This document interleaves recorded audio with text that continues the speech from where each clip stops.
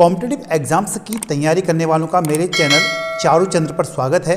आज मैं आपके लिए लेके आया हूँ करंट अफेयर्स के अंतर्गत महत्वपूर्ण फैक्ट, और ये फैक्ट आपके सभी प्रतियोगी परीक्षाओं के लिए महत्वपूर्ण हैं, खासतौर पर उत्तराखंड प्रवक्ता स्क्रीनिंग परीक्षा की तैयारी करने वालों के लिए और यूके SSC की तैयारी करने वालों के लिए ये फैक्ट विशेष रूप से महत्वपूर्ण है। अब अधिक समय न लेते हुए आइए हम इन फैक्टों को पढ़ते हैं। ठीक है, इसके अंतर्गत पहला जो फैक्ट है, पहला फैक्ट है आपका उत्तराखंड की वे हस्तियां जिन्हें 2021 के पद्म श्री पुरस्कार के लिए नामित किया है। ठीक है, तो उत्तराखंड की वे हस्तियां जिन्हें 2021 के पद्म श्री पुरस्कार के लिए नामित किया है और उनको पद्म श्री पुरस्कार दिया गया है, तो इनका नाम है नंबर 1 भूपेंद्र कुमार सिंह संजय। ठीक है, और नंबर दूसरे हैं आपके प्रेमचंद्र शर्मा। तो जो आपके भूपेंद्र कुमार सिंह संजय हैं, ये किस क्षेत्र से जुड़े हैं? चिकित्सा के क्षेत्र से। ये क्वेश्चन भी इम्पोर्टेंट है कि भूपेंद्र कुमार सिंह संजय किस क्षेत्र से संबंध रखते हैं? यह चिकित्सा से। दूसरे हैं आपके प्रेमचंद्र जो शर्मा हैं, वह कृषि। तो जो भारत का सर्वोच्च पुरस्कार होता है भारत रत्न, उसके बाद पद्म पुरस्कारों की श्रेणी आती है। उन पद्म श्रेणी में सबसे सर्वोच्च जो पुरस्कार होता है वो पद्म विभूषण होता है, फिर पद्म भूषण होता है, फिर तीसरे क्रम में आता है आपका पद्म श्री। तो पद्म श्री के लिए उत्तराखंड के इन दो हस्तियों को 2021 के पुरस्कार के लिए इनका नाम नामित है और इनको ये पुरस्कार दिया गया। इसके बाद दूसरा क्वेश्चन है पद्म विभूषण 2021 का जो पद्म श्रेणी का सबसे उच्च पुरस्कार पद्म विभूषण है, ये 2021 का जो पुरस्कार है यह किस विदेशी नागरिक को मिला? हालांकि इसमें 10 लोगों को ये पुरस्कार दिया गया, और लेकिन सबसे ज़्यादा चर्चा का जो विषय रहा वो ये रहा कि यह विदेशी नागरिक को दिया गया। उनका नाम पूछा जा सकता है, उनका नाम है आपका शिंजो आबे। तो शिंजो आबे ये जापान के पूर्व प्रधानमंत्री रहे। ठीक है, और इसके बाद अगला क्वेश्चन ये है कि सेंट्रल विस्टा रीडेवलपमेंट परियोजना क्या है? सेंट्रल विस्टा रीडेवलपमेंट परियोजना क्या है? तो सेंट्रल विस्टा रीडेवलपमेंट जो परियोजना है, यह जो संसद भवन है उसके पुनर्निर्माण से है। ठीक है, और इसके लिए दोबारा भारत में जो संसद भवन है कहाँ है? दिल्ली। और दिल्ली में ही एक नया संसद भवन बनाया जा रहा है। ठीक है, दूसरा संसद भवन बनाया जा रहा है, और यह संसद भवन कहाँ बनाया जा रहा है ये क्वेश्चन भी पूछा जा सकता है। ये बनाया जा रहा है नई दिल्ली में, और इसका शिलान्यास प्रधानमंत्री नरेंद्र मोदी के द्वारा 10 दिसंबर 2020 को में किया गया। ठीक है, इसका शिलान्यास प्रधानमंत्री मोदी के द्वारा 10 दिसंबर 2020 को किया गया, और इस के तहत जो संसद भवन का काम शुरू हो गया है वह 15 जनवरी 2021 से ये काम शुरू भी हो गया है। तो ये क्वेश्चन कॉम्पिटिटिव एग्जाम्स में पूछे जा सकता है। सेंट्रल विस्टा रीडेवलपमेंट का संबंध किससे? तो इसका संबंध है संसद भवन के पुनर्निर्माण। ठीक है, और इसके बाद पराक्रम दिवस कब मनाया जाता है? ठीक है, ये एक नया फैक्ट है। क्या? पराक्रम दिवस। तो जो पराक्रम दिवस है ये आपका मनाया जाता है कब? ये मनाया जाता है 23 जनवरी, 23 जनवरी, ठीक है। और ये दिवस 2021 में पहली बार मनाया गया, ठीक है। 23 जनवरी 2021 को ये दिवस पहली बार मनाया गया। ये इसलिए इम्पोर्टेंट है क्योंकि ये दिवस आपका सुभाष चंद्र बोस की जन्मदिन से जुड़ा है, क्योंकि 23 जनवरी 1897 को सुभाष चंद्र बोस का जन्म उड़ीसा के कटक में हुआ था और 23 जनवरी 2021 को इनकी 125वां जन्म दिवस होता है। तो इस 125वें जन्म दिवस पर यह दिवस इस बार घोषित हुआ है, ठीक है। तो पराक्रम दिवस ये क्वेश्चन पूछा जा सकता है, ये कब मनाया जाता है? 23 जनवरी। और किस व्यक्ति से जुड़ा है ये? सुभाष चंद्र बोस। सुभाष चंद्र बोस का जन्म कब हुआ था? 23 जनवरी 1897 में। कहाँ हुआ था? कटक में हुआ था। कटक कहाँ पड़ता है? ये उड़ीसा में पड़ता है, ठीक है। कटक वही स्थान है जहाँ पर केंद्रीय चावल अनुसंधान संस्थान भी है यहाँ पर, और यहाँ पर क्रिकेट का बाराबत्ती स्टेडियम भी है। कौन सा स्टेडियम है? क्रिकेट का बाराबत्ती स्टेडियम, ठीक हो गया। और इसके बाद अगला क्वेश्चन है, अमेरिका के वर्तमान राष्ट्रपति कौन है? अमेरिका के वर्तमान जो राष्ट्रपति हैं उनका नाम है जो बाइडन। जो बाइडन, ठीक है। ये क्वेश्चन इस बार पूछा जा सकता है कि अमेरिका के वर्तमान राष्ट्रपति कौन है? इनका नाम है जो बाइडन।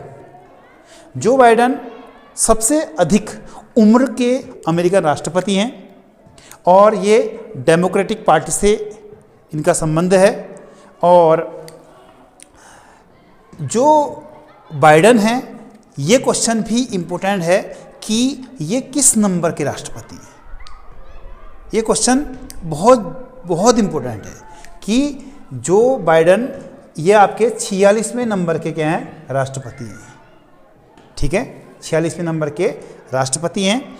और एक क्वेश्चन और इम्पोर्टेंट है, जब इन्होंने शपथ ली थी, कब ली थी? 20 जनवरी 2021 को, ठीक है। और ये इम्पोर्टेंट है कि जो परंपरा के अनुसार अमेरिकन राष्ट्रपति किस दिन को राष्ट्रपति की शपथ लेता है? ये लेता है आपका 20 जनवरी को। तो 20 जनवरी को जो बाइडन ने शपथ ली थी, और ये परंपरा है कि 20 जनवरी को ही अमेरिकन राष्ट्रपति शपथ लेते हैं। और ये भी एक अन्य इम्पोर्टेंट क्वेश्चन ये है कि अमेरिका के जो राष्ट्रपति का जो कार्यकाल कितने वर्ष का होता है? तो अमेरिका के राष्ट्रपति का जो कार्यकाल है वो 4 वर्ष का होता है, ठीक हो गया। और एक अन्य क्वेश्चन ये है, एक ही कार्यकाल में 2 बार महाभियोग प्रस्ताव का सामना करने वाले अमेरिका के प्रथम राष्ट्रपति। इसको समझिए कि एक ही कार्यकाल में 2 बार जो महाभियोग प्रस्ताव का सामना करने वाले प्रथम अमेरिकन जो राष्ट्रपति हैं, ये है डोनाल्ड ट्रंप। कौन है? डोनाल्ड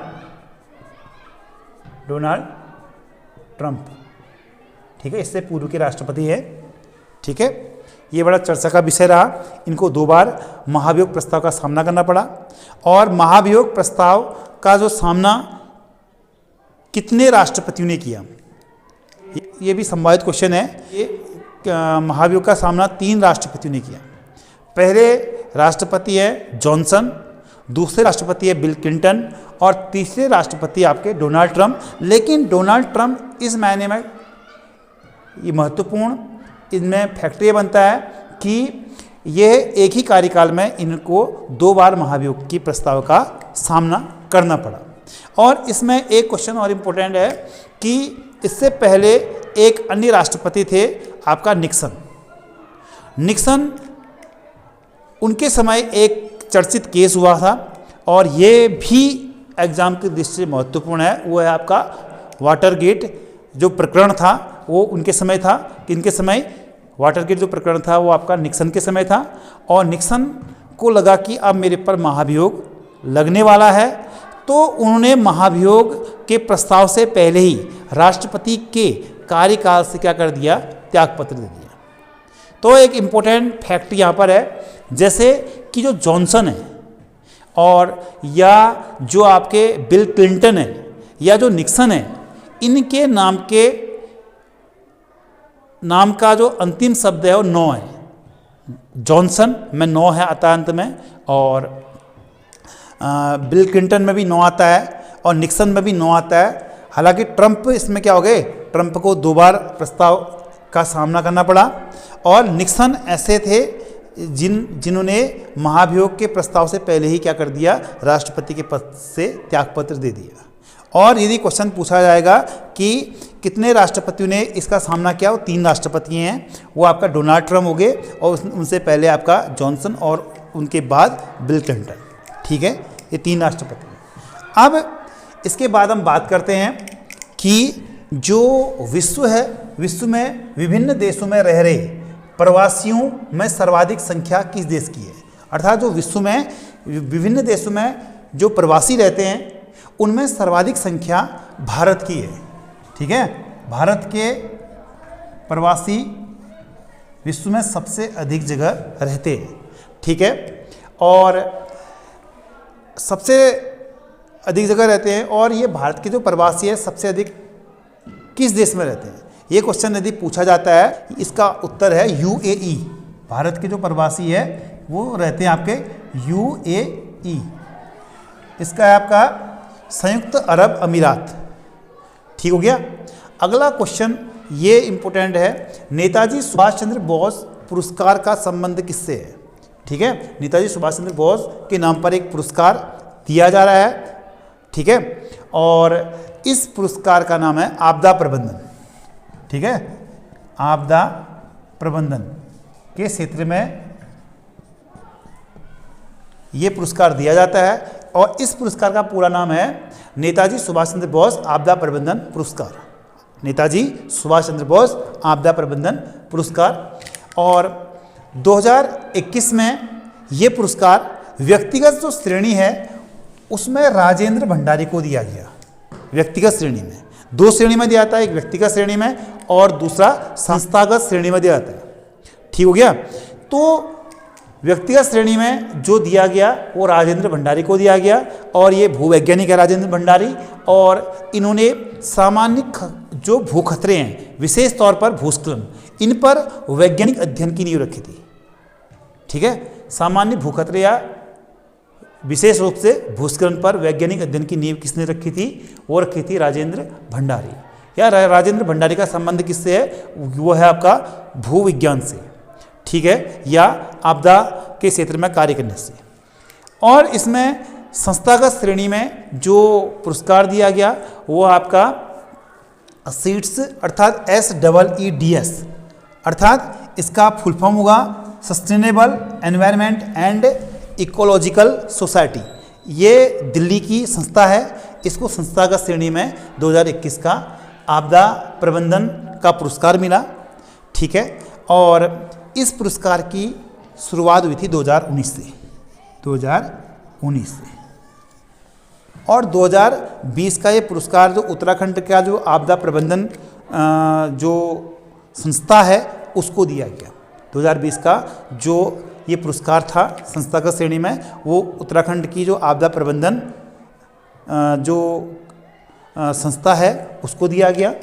एक और अन्य क्वेश्चन ये है कि 26 जनवरी 2021 में जो गणतंत्र दिवस हुआ था, इस दिवस पर भारत में मुख्य अतिथि के रूप में कौन आए। इसका उत्तर है कोई नहीं। ठीक है, हालांकि आप ये क्वेश्चन भी पूछा जा सकता है कौन आए, तो इसमें ये पहली बार हुआ है। ठीक है, अभी ये भारतीय गणतंत्र दिवस पर ये पहली बार हुआ है जिसमें कोई भी विदेशी अतिथि शामिल नहीं हुआ। क्यों नहीं हुआ, क्योंकि कोरोना का समय चल रहा था। हालांकि इसके लिए ब्रिटेन के प्रधानमंत्री, ठीक है, बोरिस जॉनसन थे, उनको निमंत्रण दिया था, लेकिन वो कोरोना के कारण नहीं आ पाए। इसके अलावा दो स्थान हैं, दोकलम और नाकुला। दोकलम और नाकुला ये क्यों प्रसिद्ध है? ये ऐसे स्थान हैं जो भारत और चीन के बीच जो झड़पें हुई थी उनमें ये दोनों स्थान चर्चा में थे। इसमें जो दोकलम है, ये दोकलम कहाँ पड़ता है? दोकलम आपका जो सिक्किम है, सिक्किम भूटान और चीन के बीच का क्षेत्र है। सिक्किम भूटान और चीन के बीच का क्षेत्र है। और नाकुला भी आपका जो सिक्किम क्षेत्र से है। ठीक है, तो ये क्वेश्चन पूछे जा सकते हैं कि ये दोकलम है या नाकुला है, ये किस भारतीय राज्य की सीमा से लगे हुए हैं? तो ये आपके सिक्किम, इसका उत्तर है सिक्किम, जहाँ पर भारतीय सेना और चीन के बीच क्या हुई थी? झड़प हुई थी। ठीक है, भारतीय सेना और चीन की सेना के बीच झड़प हुई थी, इस कारण ये चर्चा में थी। तो साथियों, आज का ये टॉपिक हमारा जो करंट अफेयर्स के महत्वपूर्ण फैक्टों से था। यदि आपको ये वीडियो पसंद आती है तो आप मेरे चैनल चारुल चंद्र को सब्सक्राइब कर सकते हैं और अधिक से अधिक लोगों को ये वीडियो शेयर कर सकते हैं ताकि वो भी इसका लाभ उठा सकें। धन्यवाद।